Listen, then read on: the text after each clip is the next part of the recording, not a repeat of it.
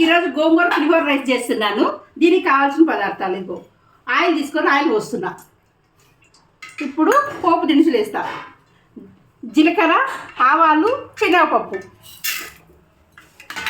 2 ఎండుమిరపకాయలు కూడా వేద్దాం. ఇప్పుడు ఇంకో వేస్తున్నా పోపుకి పచ్చిమిరపకాయలు, కరివేపాకు.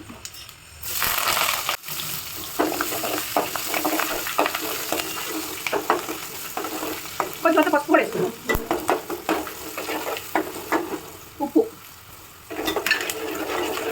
ఇప్పుడు గోంగూర వేస్తున్నాం.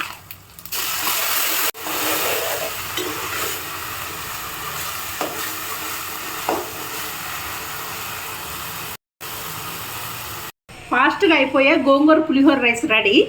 లైక్ చేయండి, షేర్ చేయండి, సబ్స్క్రైబ్ చేయండి. బాయ్.